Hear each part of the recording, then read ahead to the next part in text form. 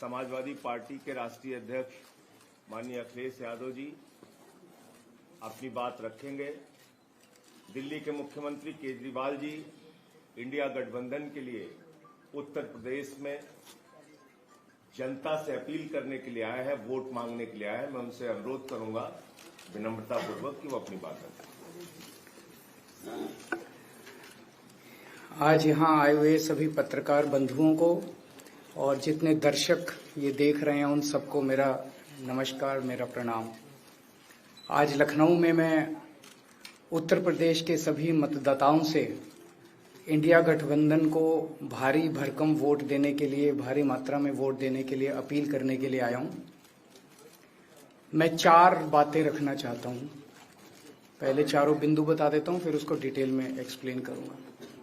पहला ये कि ये चुनाव भारतीय जनता पार्टी, मोदी जी अपने लिए वोट नहीं, अमित शाह जी को प्रधानमंत्री बनाने के लिए वोट मांग रहे हैं।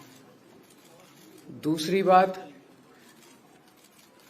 योगी आदित्यनाथ जी को अगर ये लोग जीत गए तो योगी आदित्यनाथ जी को 2 से 3 महीने के अंदर उत्तर प्रदेश के सीएम पद से हटा दिया जाएगा। नंबर 3, इन लोगों की पूरी तैयारी है, अगर ये लोग जीत गए तो संविधान को बदल के SC ST और OBC का रिजर्वेशन खत्म कर दिया जाएगा। और नंबर 4, जो आंकड़े अब देश भर से आ रहे हैं वो ये दिखा रहे हैं कि 4 जून को इंडिया गठबंधन की सरकार बनने जा रही है और NDA को और BJP को बहुत कम सीटें मिलने जा रही हैं। अब मैं अपने सबसे पहले पॉइंट पे आता हूं। जब 2014 में प्रधानमंत्री बने थे नरेंद्र मोदी जी, तो उन्होंने खुद एक रूल बनाया था कि भारतीय जनता पार्टी के अंदर और उनकी सरकारों में 75 वर्ष से ऊपर कोई भी व्यक्ति होगा तो उसको संगठन में और सरकार में किसी भी पद पे नहीं रखा जाएगा, उसको रिटायर कर दिया जाएगा। और उसका सबसे पहले उस रूल के तहत आडवाणी जी को और मुरली मनोहर जोशी जी को रिटायर किया गया था। और उसके बाद तमाम यशवंत सिन्हा जी, सुमित्रा महाजन जी, कई लोगों को यहाँ टिकट नहीं मिली। कई लोग जो पद पे बैठे हुए थे उनको पद से इस्तीफा दिलवा के उनको हटाया गया। ऐसे कई सारे लोग हैं। तो अब अगले साल 17 सितंबर को प्रधानमंत्री मोदी जी 75 साल के होंगे और मोदी जी ने तय कर लिया है कि अमित शाह जी को वो अपना वारिस बनाएंगे और अमित शाह जी अगले साल 17 सितंबर को देश के प्रधानमंत्री बनाने का उन्होंने तय किया है मोदी जी ने। इसके ऊपर मोदी जी पिछले 1-2 साल से लगे भी हुए हैं, क्योंकि भारतीय जनता पार्टी के अंदर अमित शाह जी के सामने जो जो बाधाएं पैदा कर सकता था नेता, एक एक करके उन सब नेताओं को साइड कर दिया गया, उनका पत्ता साफ कर दिया गया। शिवराज सिंह चौहान को हटा दिया गया, वसुंधरा राजे को हटा दिया गया, डॉक्टर रमन सिंह को हटा दिया गया, देवेंद्र फडणवीस को खत्म कर दिया गया, खट्टर साहब को खत्म कर दिया गया, एक एक करके सबको खत्म कर दिया गया। एक ही शख्स बचे हैं जो अमित शाह जी के रास्ते का कांटा बन सकते हैं। हेलो, आवाज आ रही है? आ रही है। एक ही ठीक है, आ रही है। एक ही शख्स हैं जो कि उनके रास्ते का कांटा बन सकते हैं, वो हैं योगी आदित्यनाथ जी। अब योगी आदित्यनाथ जी को इन्होंने हटाने का पूरा मन बना लिया है और अगर इनकी सरकार बनी तो 2 महीने के अंदर योगी जी को भी उत्तर प्रदेश के सीएम से हटा दिया जाएगा। मैंने दिल्ली में 3-4 दिन पहले ये प्रेस कॉन्फ्रेंस की थी और ये दोनों मुद्दे उठाए थे।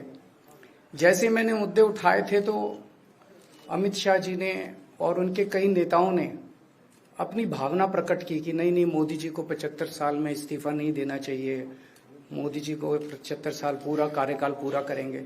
उन सब की भावनाओं की मैं कद्र करता हूं, क्योंकि अपने नेता के लिए जब भी ऐसी बात होती है तो सब लोग सामने आके बात करते हैं। लेकिन बड़ी बात यह है कि मोदी जी ने ऐसा नहीं कहा कि मैं 75 साल पे इस्तीफा नहीं दूंगा, मैं रिटायर नहीं होऊंगा।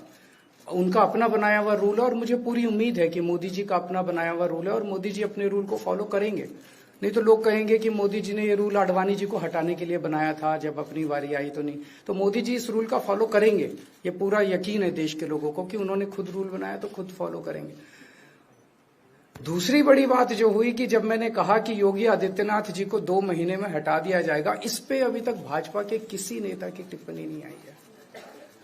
4 दिन हो गए, इसका मतलब ये तो कंफर्म करता है कि उन्होंने पूरी प्लानिंग कर ली है और उनके पक्ष में कोई बोलने के लिए तैयार नहीं है योगी आदित्यनाथ जी के। तो उनका हटना अब लगभग तय है कि योगी आदित्यनाथ जी को उत्तर प्रदेश के सीएम पद से हटाया जाएगा। दूसरी चीज, मैं उत्तर प्रदेश के सभी मतदाताओं को कहना चाहता हूं कि पिछले 4-5 महीने से इन्होंने शोर मचा रखा है, 400 पार 400 पार 400। क्यों? कहते हैं नहीं मोदी जी कुछ बड़ा काम करना चाहते हैं। तो लोगों ने खोद खोद के पूछा, भाई क्या बड़ा काम करना चाहते हैं, कुछ बताओ तो सही। तो उन्होंने नहीं बताया। लोगों ने फिर अंदर से पता किया कि बड़ा काम ये करना चाहते हैं कि देश से रिजर्वेशन खत्म करना चाहते हैं।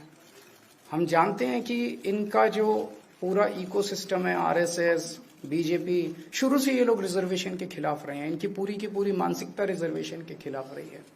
तो मैं सभी लोगों को ये आगाह करना चाहता हूं कि ये बड़ा काम इनको 400 पार इसीलिए चाहिए क्योंकि ये रिजर्वेशन खत्म करना चाहते हैं। संविधान को, बाबा साहब अम्बेडकर ने जो संविधान बनाया था, उस संविधान को ये तार तार करना चाहते हैं। पूरे देश भर से अब जो ट्रेंड आ रहे हैं, वो ट्रेंड ये दिखाते हैं कि भारतीय जनता पार्टी को 250 से भी नीचे, मेरे हिसाब से 220 के आसपास, 3-4 दिन पहले भी मैंने कहा था, 220 से कम सीटें इनकी आती हुई नजर आ रही हैं। आप हिसाब लगा लीजिए। मैं हरियाणा होके आ रहा हूं कल परसों।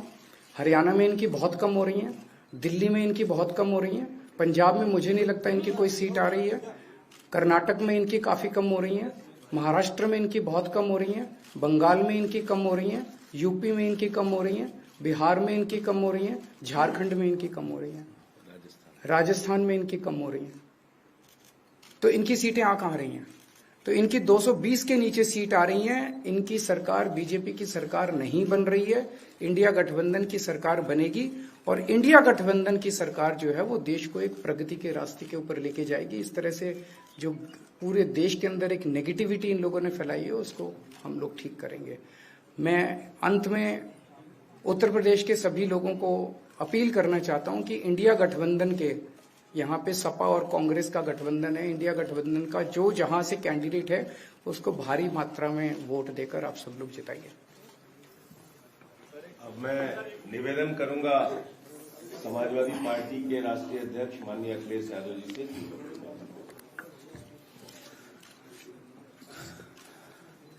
आदरणीय अरविंद केजरीवाल जी का मैं धन्यवाद देता हूं। उन्होंने बहुत महत्वपूर्ण बातें आपके सामने रखी हैं। जो देश का माहौल है और 4 चरणों में भारतीय जनता पार्टी चारों खाने चित्त हो चुकी है और उनके आंसुओं की नदी उफान में है। भारतीय जनता पार्टी जो 400 पार का नारा दे रहे थे, अब समझ में आया है 4 चरणों के बाद, वो बात तो ठीक है कि आरक्षण पे सबसे पहले हमला करेंगे, लेकिन 400 पार नारा इसीलिए दे रहे हैं कि 543 में 400 के बाद वो सीटें देख रहे हैं, तो वो केवल 143 बन रही हैं। तो वो स्वयं स्वीकार कर रहे हैं कि 143 से ज्यादा वो सीटें जीतने वाले नहीं हैं, क्योंकि 400 पार सीटें 143 ही बनती हैं और 140 करोड़ की जनता इस बार इन्हें 140 सीटों के लिए भी तरसा देगी। ये यूपी, दिल्ली और पंजाब ये 99 सीट के खेल में ही उलझ जाएंगे। यहां कुछ इन्हें हासिल होने वाला नहीं है। रोटी कपड़ा और मकान की तो लड़ाई हम लोग लड़ेंगे, लेकिन रोटी कपड़ा और मकान से पहले हमें संविधान बचाना है। संविधान बचेगा तो लोकतंत्र बचेगा और बाबा साहब भीमराव अम्बेडकर जी का दिया हुआ संविधान ये हमें अधिकार, हमें न्याय दिलाता है। भारतीय जनता पार्टी की इस साजिश को आम लोग समझ गए हैं और इस बार सबसे बड़ी हार भारतीय जनता पार्टी की होने वाली है। अभी तक तो हम ये कहते थे कि ब्रह्मांड का सबसे बड़ा झूठ बोल रही है। अब लग ये रहा है हारने के बाद ये ब्रह्मांड का झूठ का विद्यालय खोलेंगे,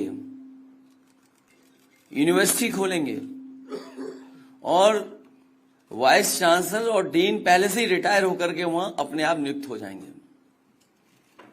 इसलिए देश को बचाने के लिए आदरणीय अरविंद केजरीवाल जी आए हैं, हम लोग का सहयोग और मदद करने के लिए आए हैं। मैं इनका धन्यवाद देता हूं।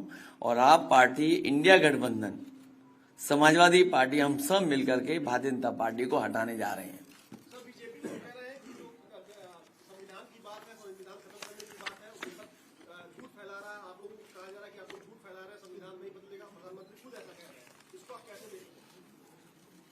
उनकी कौन सी बात सच निकलेगी? अभी आपसे कहा कि 75 साल वाला जो वो है रूल नियम, उसको तो फॉलो किया जाएगा ना, इसी से पता लग जाएगा। और एक मिनट, अगर आप इनका इतिहास उठा के देखें पिछले 75 साल का, जनसंघ का, आरएसएस का, थ्रू आउट ये लोग रिजर्वेशन के खिलाफ रहे हैं। तो अब 400 सीटें लाके ये संविधान बदल के उस रिजर्वेशन को खत्म करना चाहते हैं।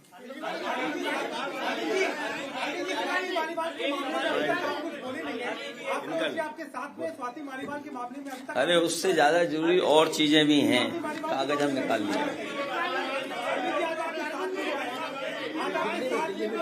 भाजपाई किसी के सगे नहीं है, ये है कि भाजपाई किसी के सगे नहीं है और भाजपाई झूठे मुकदमे लगाने वाला गैंग है। हाँ बोलो। एक बार बोल रहे हैं, बता रहे। हाँ मैं बोल रहा हूँ, एक सेकंड बोल रहा हूँ।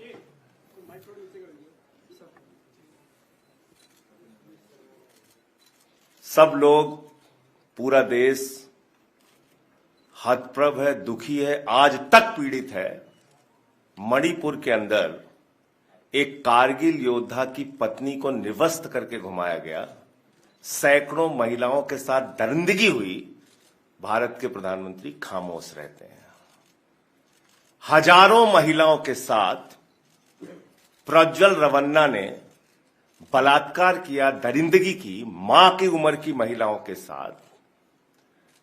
प्रधानमंत्री कहते हैं ये भारत को मजबूती देगा, इसी को वोट देना। ये भारत का भविष्य है प्रज्वल रवन्ना, उसको भगा दिया जाता है बीजेपी के द्वारा।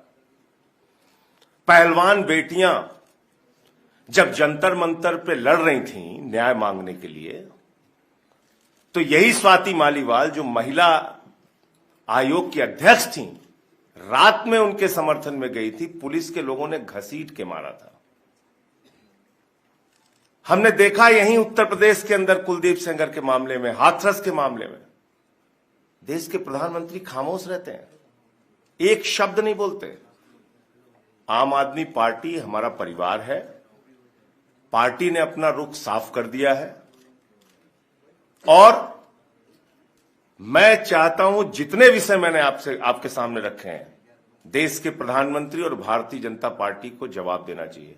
स्वाति मालीवाल के मामले में जवाब देना, जब वो पहलवान बेटियों के लिए जंतर मंतर पे न्याय मांगने गई थी स्वाति मालीवाल जी, उस समय घसीट के मरवाया पुलिस वालों से।